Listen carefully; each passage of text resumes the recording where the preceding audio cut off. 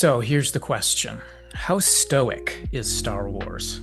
Stoic in the sense of the Greek and Roman philosophy represented by thinkers like Seneca, Marcus Aurelius, etc. How stoic is Star Wars in that sense? And part of the reason for the question is that in this book here, Star Wars and Philosophy from 2005, they have part 1, The Messages of Star Wars, with 4 chapters in it, and the very second chapter under that category is a chapter that seems to be focusing on Stoic philosophy. It's called Stoicism in the Stars, Yoda, the Emperor, and the Force. So, could Star Wars actually be presenting Stoic philosophy? So for this video, I'll be doing a short summary and review of that chapter, and then I'll come back to that question, is Star Wars actually Stoic? But before we get to that, one of the unique things about the pop culture and philosophy books is that each chapter in one of these books is a standalone essay by a different author. So for this one, who was it who wrote this particular essay on Stoicism in the Stars? So this essay was written by William O. Stevens. According to academia.edu, Stevens is Professor Emeritus of Philosophy at Creighton University in Omaha, Nebraska. He has published articles on topics like Stoicism, Epicureanism and friendship, ecology and vegetarianism, ethics and animals, sex and love, etc. And he's published books on the philosophy of Epictetus and Marcus Aurelius, and even his own translation of Epictetus's Ethics. He received his PhD back in 1990 from the University of Pennsylvania with the dissertation topic on the ethics of Epictetus, and it seems he's been into the Stoics as a professional academic ever since. His latest book is a biography of Marcus Aurelius, scheduled for release by the end of 2025. All right, so what does Dr. Stevens have to say about Stoicism in the Stars, Yoda, the Emperor, and the Force? So most of the essay is an exploration of Yoda in parallel with the Stoic sage, especially drawing attention to Yoda's Jedi virtues and his teachings about the Force in light of the beliefs of the Stoic sage about nature, or logos. That's the first part. Then the second part of the essay turns from Yoda to the Emperor and explores the logic of the dark side through the lens of Stoic philosophy, with the essay finishing with a summary of what the difference is between the light and the dark force using Stoic categories. The chapter then concludes with a final sentence that says, "The wisdom of Yoda and the vices of the Emperor are illuminated nicely by the plain light of natural reason provided by the Stoic philosophy." End quote. And you may already notice by the tone of that final sentence I just read, he says illuminated nicely. You may notice we've already got a little bit of a hint that Stevens may not necessarily think of Star Wars as thoroughly Stoic, at least. Which takes us back to our opening question. Okay, so how Stoic is Star Wars then? How much Stoicism is reflected in the story, or the philosophical message of Star Wars, as the title, would put it? All right, so he starts his essay with a short introduction where he explains what Stoicism is, why we should care, and what Stoicism has to do with Star Wars. And then he paints the picture of Luke's first meeting with Yoda, and he contrasts that picture with the first time we see Darth Vader. He notes that whereas Yoda seems unimpressive, Darth Vader inspires awe. But underneath Yoda's unimpressive exterior that Luke sees on the surface, underneath that are the virtues of a Jedi Master, much like the virtues of the Stoic wise man. And this is going to be the structure of the essay. We're going to take a look at Jedi philosophy through Yoda for the first part of the chapter, and then we're going to turn to Sith philosophy for the second part of the chapter through Darth Vader's exemplar, the Emperor. So, moving forward, Stevens points out some particular Jedi virtues that we see in Yoda, which are particularly Stoic virtues. The virtues of timeliness, patience, focus on the present, appropriate seriousness and commitment to the path, and the lack of certain vices of fear, anger, hatred, and aggression. Regarding aggression, Stevens clarifies that Yoda, quote, actively defends and protects when necessary, but he lacks the vice of aggression. Stevens then goes on to explain how the Stoics understood virtue. He's going to do this in order to help us understand Yoda's virtues, he says. So he explains that the Stoics understood that the goal of life was to live in agreement with nature, capital N. And this concept includes 2 parts. Number 1, nature is orderly and structured according to logos, or reason. Number 2, to live well is to attune our distinctiveness as rational humans, to attune ourselves with the orderly and rational structure of the universe. He quotes Epictetus explaining that God has introduced humans into the world to be observers and interpreters, seeking harmony with nature. So, he explains for the Stoics, virtue is the perfection of reason. So then, following perfected reason takes you to the Stoic virtues, or that's the idea. It takes you to things like, for example, focusing on what you can control rather than what you can't, etc. And the goal of the Stoic path overall is the goal of freeing oneself from what they call passion or pathos. Now, while ridding oneself of passion is the goal, there are three good emotional states that are not considered passions. These are benevolence, joy, and caution. And then he goes into some more detail on particular Stoic traits in Yoda. For example, patience, self-control, freedom from fear and hate and suffering, which is going to result in impassivity, or what the Stoics call apatheia, and other Stoic traits like seriousness, discipline, etc. And while the prototypical wise man for the Stoics is kind of a construct or sort of a black and white prototype that's meant to be held up as a prescriptive ideal for us to learn from, regardless of whether any actual person actually is that ideal, but the Stoics also recognize that most real people in the real world are progressing toward that ideal rather than actually exemplifying it, and such a person progressing toward virtue would be called a progressor. And Luke is a perfect example of a progressor because he plays the role of the apprentice, striving toward that goal of becoming. All right, and then Stevens gives this summary paragraph on the topic of Stoic virtue as seen in Yoda and the Jedi. He says, to recap, the virtues the Jedi shares with the Stoic sage are patience, timeliness, deep commitment, seriousness as opposed to frivolity, calmness as opposed to anger or euphoria, peacefulness as opposed to aggression, caution as opposed to recklessness, benevolence as opposed to hatred, joy as opposed to sullenness, passivity as opposed to agitation, and wisdom.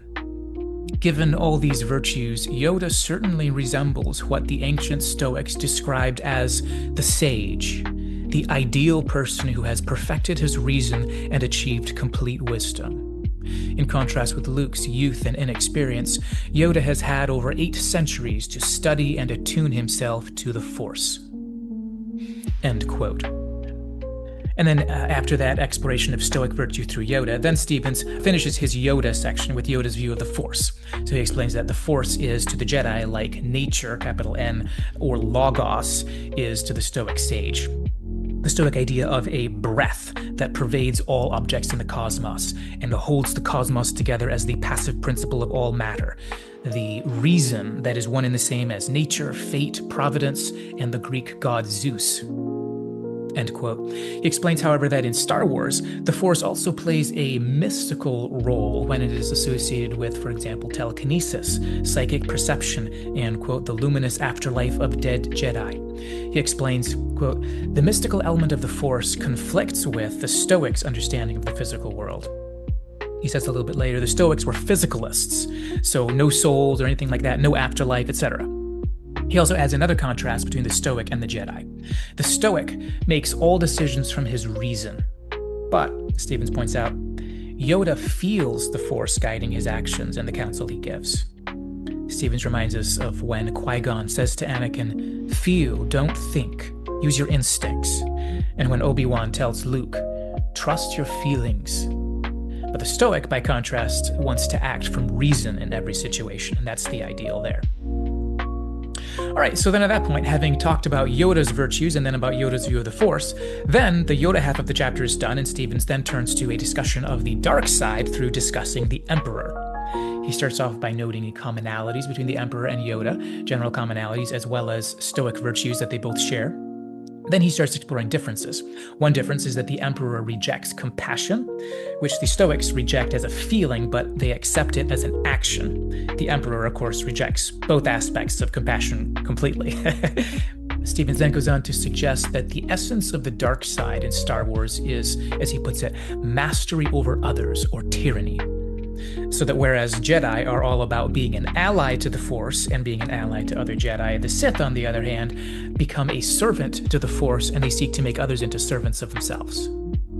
He explains that the logic of the dark side is that the vices of anger and hatred lead to true power, which is the highest goal. Kind of like when the Emperor tells Luke, your hate has made you powerful. And then while the Emperor might seem kind of stoic because of his freedom from certain passions and his emphasis on cool logic, but Stevens points out how in specific, the kind of dictatorship mindset of the dark side is actually specifically addressed in Stoic philosophy. The Stoics believe that, as he explains it, Like virtues, vices tend to control one's behavior. And he says, according to Stoicism, the emperor's cleverness, devotion, and self-possession are not virtues. As a tyrant, the emperor's goal is to master things and people that are in fact beyond his control, rather than to master himself by becoming virtuous. Since the emperor fails to understand what is really good, namely virtue, and what is really bad, namely vice, he lacks stoic wisdom. He is full of vice. His mind is fundamentally flawed, and his vice is incurable, end quote. And I also kind of spliced together a couple of sentences there. So then at the end of the chapter, Stevens goes on to clarify the similarities and differences between the light and the dark force. Both seek to harness the force, but one seeks to overcome negative emotions and the other to feed negative emotions. One seeks to control self and the other seeks to control others. And then, like I mentioned before, the chapter finishes out with a nice little summary sentence that says, the wisdom of Yoda and the vices of the Emperor are illuminated nicely by the plain light of natural reason provided by the Stoic philosophy. So, interesting essay. Definitely, if you found this interesting, go ahead and get a hold of that book, give it a read through. I think you will not be disappointed. But let's get back to our question. Is Star Wars actually Stoic? So here's the thing. It may be that this is the second essay that they decided to include under the philosophical messages of Star Wars, but I think from the way Stevens wrote the essay, I don't think that he's writing as though he actually thinks of Star Wars as Stoic, per se, in a central or pivotal or intentional kind of way. He uses language like how Stoic philosophy can illuminate certain parts of Star Wars. He points out some parts of Star Wars that are very different from Stoicism, such as the emphasis on depending on your feelings. And looking back, it seems to me that the tone of Stevens' article seems a little more like, man, it's so fun to watch Star Wars from a Stoic viewpoint, rather than necessarily, hey, look at all these intentionally and explicitly Stoic bits of messaging that make Star Wars what it is, you know? And here's the thing.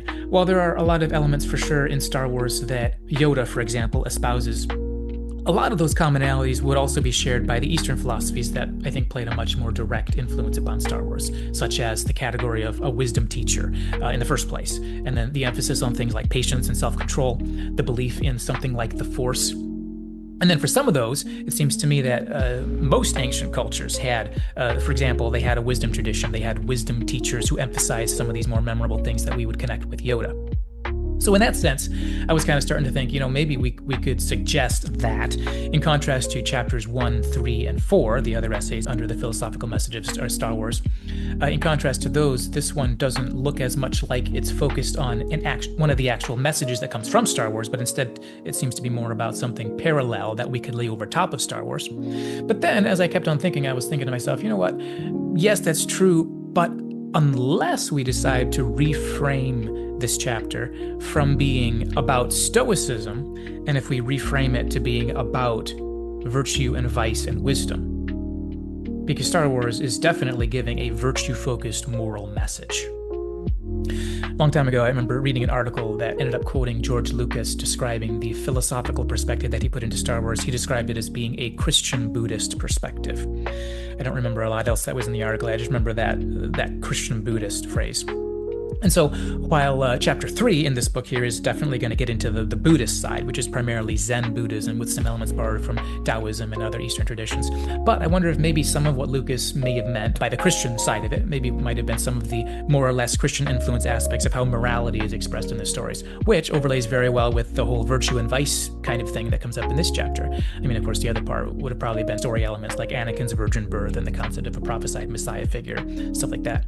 But anyway, taking that virtue and vice moral aspect of the story, and then going back to the opening introductory section of Stevens' essay here, when he asked, okay, why should we care about ancient Stoicism? Part of his answer was, he said, because the Stoics, quote, exerted enormous influence on Roman culture, Christianity, and Western philosophy for centuries. He says, today, Stoicism continues to receive a lot of attention from philosophers, novelists, soldier politicians, and psychologists. This is because Stoic ideas provide an effective strategy for addressing conflicts and kinds of adversity faced in the real world.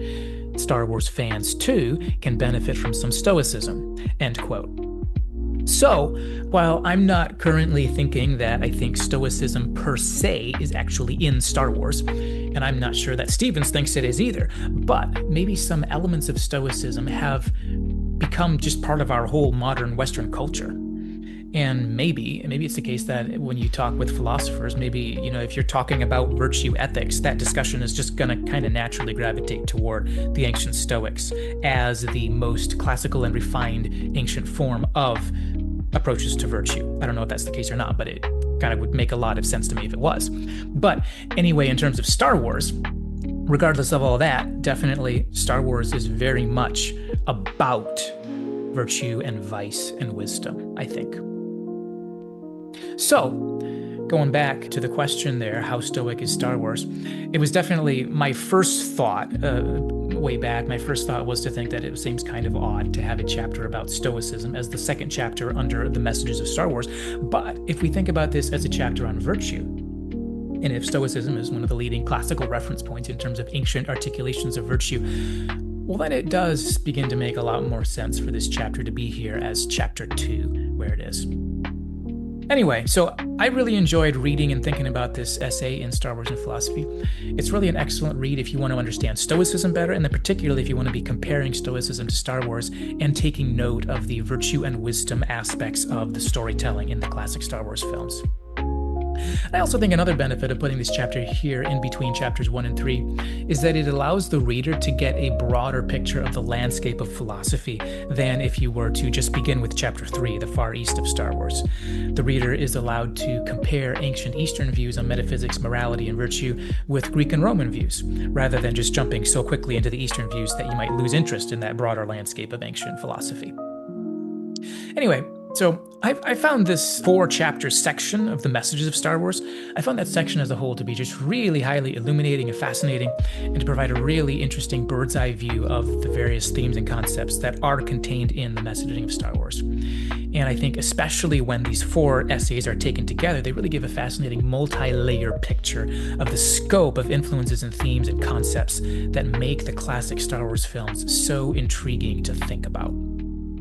Up next in this little series of videos here, I'm planning on discussing Chapter 3, The Far East of Star Wars, which is about the influence of Taoism and Zen Buddhism on those 6 classic Star Wars films, which I think is one of the most engaging and revealing parts to explore when you're looking for stuff that's baked into the warp and woof of Star Wars, as it were. I found it to be a really absolutely fascinating chapter, and I'm looking forward to discussing that one up next here. But anyway, thanks for sticking around to the end of this video here, and I will see you in the next one.